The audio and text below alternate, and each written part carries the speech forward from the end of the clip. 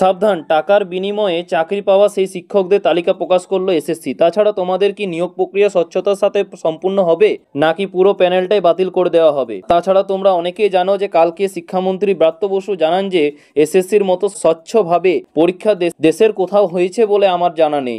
তোমাদের কি মনে হয় দর্শক বন্ধুরা, এটা কি ঠিক বললেন? পরীক্ষাটা যে হয়েছে এসএসসি পরীক্ষা, সেটা কিন্তু এখানে দুর্নীতিগ্রস্ত হয়নি, স্বচ্ছতার সাথে কিন্তু এই পরীক্ষাটা আমরা করিয়েছি, ঠিক আছে। তাছাড়া 2016 প্যানেল থেকে যারা দাগি শিক্ষক ছিলেন তাদের তো প্রায় 1806 জন শিক্ষককে কিন্তু চাকরি গেল, ঠিক না? লিস্টে কিন্তু নামও বের করে দিয়েছে। তোমরা অবশ্যই কিন্তু কমেন্ট বক্সে জানাতে ভুলবে না যে এটা কি ঠিক বললেন তিনি না কি, ঠিক আছে। সো হ্যালো স্টুডেন্ট, আমি তোমাদের এম স্যার, তোমাদের সবাইকে স্বাগত। তোমরা যারা কাট অফ দেখতে এসছো তাদের উদ্দেশ্যে বলি, এই ভিডিওটা আমি তোমাদের সঙ্গে শেয়ার করতে চলেছি অত্যন্ত গুরুত্বপূর্ণ তথ্য, এবং এসএসসি এখন কোন পর্যায়ে আছে, এবং তাই যারা এখনো সাবস্ক্রাইব করোনি তারা অবশ্যই কিন্তু সাবস্ক্রাইব করে নিও এসএসসি সংক্রান্ত আপডেট পাওয়ার জন্য, ঠিক আছে। এবং ভিডিওটা শুরু থেকে শেষ পর্যন্ত কিন্তু দেখবে, একটুও কিন্তু মিস করবে না, কোনো জায়গায় কিন্তু স্কিপ করবে না, ঠিক আছে। চলো এবারে জেনে নেওয়া যাক এখন এসএসসি কোন পর্যায়ে আছে। সেটা কিন্তু অনেক দুর্ভাগ্যজনক, কেননা এখন এতটাই খারাপ পজিশনে আছে এসএসসি যে বলার নেই। এসএসসির ভবিষ্যৎ কি সেটাও কিন্তু সন্দেহ রয়েছে আমাদের, ঠিক আছে। তোমাদের যে এক্সাম হবে সেটা কি আজকে কলকাতা হাইকোর্ট কি দু পার্টে এক্সাম আবার পুনরায় নিতে বলবে, না আবার তোমাদের এক্সাম হবে?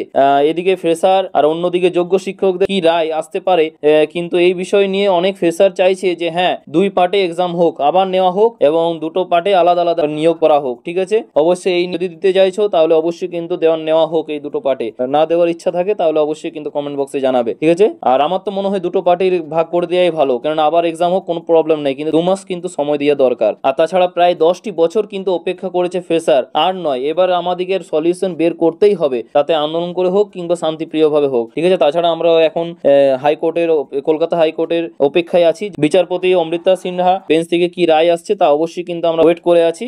সেটা যদি কিছু আপডেট পাই তাহলে অবশ্যই কিন্তু তোমাদের সাথে শেয়ার করে দেওয়া হবে। তাছাড়া তোমরা দেখতে পাচ্ছ যে 1 লক্ষ সিট বাড়াতে হবে, না হলে পুনরায় এখনই কিন্তু এই সময়ই কিন্তু থার্ড এসএলএসটির জন্য ঘোষণা করে দেওয়া হোক, তাহলে কিন্তু অনেকটাই সুবিধা হবে। হয়তো তোমার 1 বছর বা একটা ডেট, স্পেসিফিক ডেট যাতে বলে দেয় যে এখানে এই ডেটে কিন্তু থার্ড এসএলএসটি হতে চলেছে, তাহলে কিন্তু অনেকটা সুবিধা হবে। না হলে কিন্তু এটা কি সমস্যাই আছে, এবং কেসের পর কেস কিন্তু লড়তে হবে এই বিষয়টা নিয়ে, ঠিক আছে। এবার তোমরা দেখতে পাচ্ছ স্ক্রিনে 1806 জন শিক্ষকের যে চাকরি গেল, তার মধ্যে দেখো দুটো নাম 28 এবং 29 সিটের মধ্যে দেখো, ওখানে দেখো একটি নাম কিন্তু দুবার আছে, ঠিক আছে। তার মানে বুঝতে পারছি এখানেও দুর্নীতিগ্রস্ত করে পড়ে কিন্তু টাকার বিনিময়ে কিন্তু দুটো সিট কিনে নেওয়া হয়েছে। কিন্তু অবশ্যই কিন্তু এটা 2016 প্যানেলের, ঠিক আছে, দাগি শিক্ষক কিন্তু 2016 প্যানেলে কিন্তু এই দুটো দেখো দুটো নাম কিন্তু 28 এবং 29-এ দেখো একই নাম আছে, তার মানে বুঝতে পারছি এখানেও কিন্তু দুর্নীতি হয়েছে এবং দুটো সিটেই কিন্তু কিনে নিয়েছে তারা।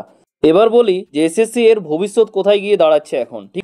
কেননা ব্রাত্য বসুর কাছে এক রিপোর্টার জানাতে চাইলেন যে এক্সপিরিয়েন্সে 10 নাম্বার নিয়ে এত মামলা হয়েছে এবং হচ্ছে। সেই রিপোর্টারের বক্তব্যে শিক্ষামন্ত্রী জানান যে মামলা হবে, মামলা নিয়ে আমরা কোনো মন্তব্য করতে পারবো না। এতেও তোমরা বুঝতে পারছি স্পষ্ট কিন্তু কিছু বললো না।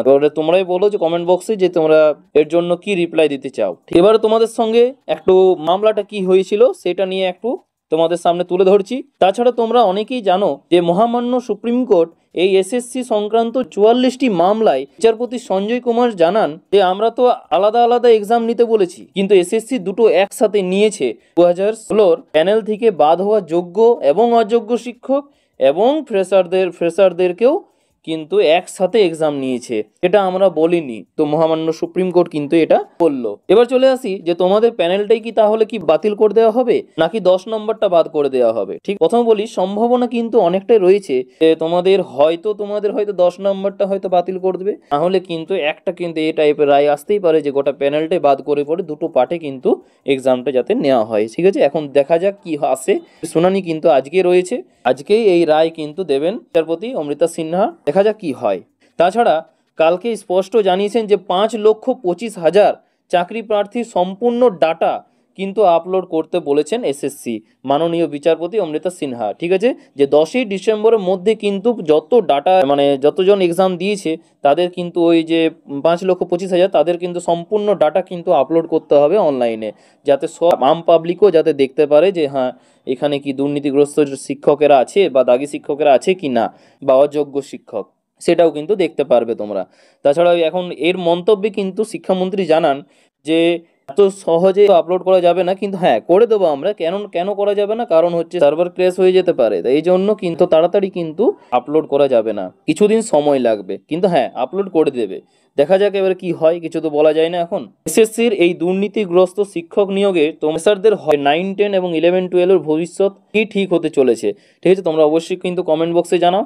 এবার বলি তোমাদের গুরুত্বপূর্ণ একটা জিনিস, যে এবার বলি যে কোন সাবজেক্টে কতজন দাগি শিক্ষক বেরিয়ে গিয়েছে, ঠিক আছে? মানে 2016 প্যানেল থেকে তোমরা দেখতে পাচ্ছ সেই স্ক্রিনে, ঠিক আছে? কোন সাবজেক্টে কতজন দাগি শিক্ষক কিন্তু ছিলেন 2016 প্যানেলে, সেটাও তোমরা কিন্তু দেখতে পাচ্ছ এখানে।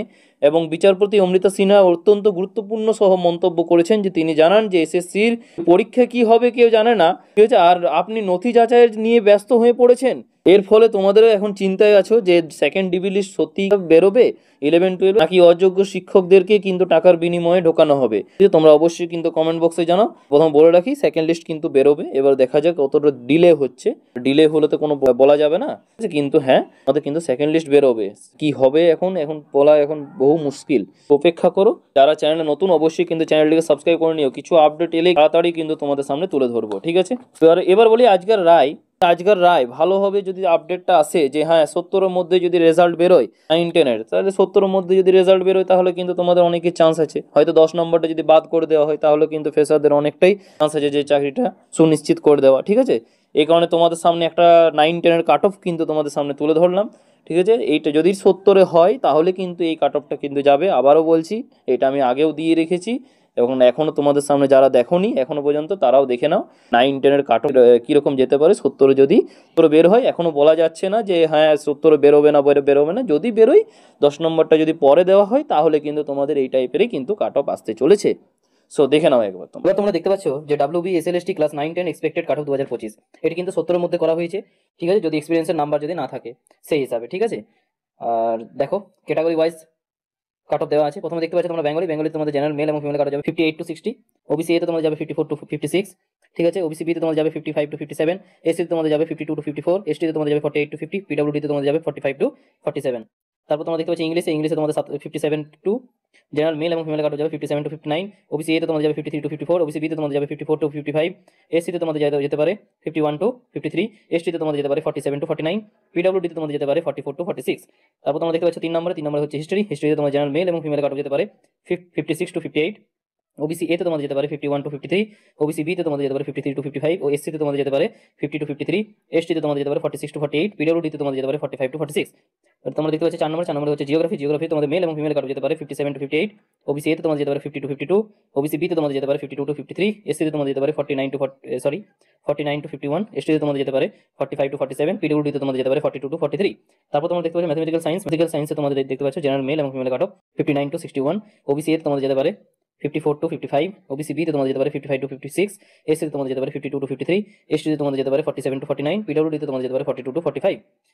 তারপর তোমরা দেখতে পাচ্ছ ফিজিক্সে 6 নম্বর ফিজিক্স।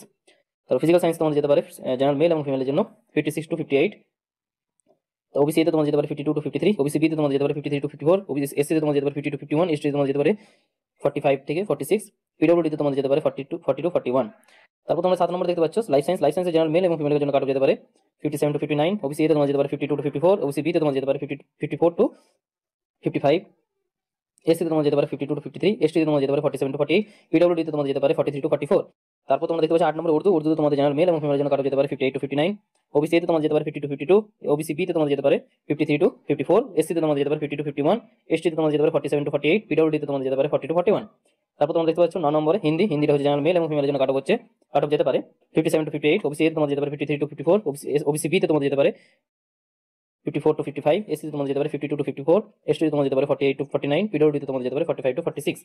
এটাই হলো তোমাদের 9, 10 এর কিন্তু এক্সপেক্টেড কাট অফ 2025, ঠিক আছে? এটা কিন্তু 70-এর মধ্যে করা হয়েছে। যদি তোমাদের এক্সপেরিয়েন্সের নাম্বার যদি এখন যোগ না হয় তাহলে কিন্তু এই টাইপের কাট অফ তোমরা দেখতে পাবে। আর যদি এক্সপেরিয়েন্সের নাম্বার যোগ হয়, ঠিক আছে, তাহলে কিন্তু তোমরা আগে কাট অফ দিয়েছি সেই হিসাবে তোমাদের মতো মিলিয়ে নিতে পারো, ঠিক আছে? ঠিক আছে, এই বলে শেষ করলাম। তোমরা যদি চ্যানেল নতুন তাহলে অবশ্যই কিন্তু চ্যানেলটিকে সাবস্ক্রাইব করে নেবে। পরবর্তীতে কিছু আপডেট এলে অবশ্যই জানিয়ে দেওয়া হবে, ঠিক আছে? থ্যাংক ইউ, পাশে থাকবেন।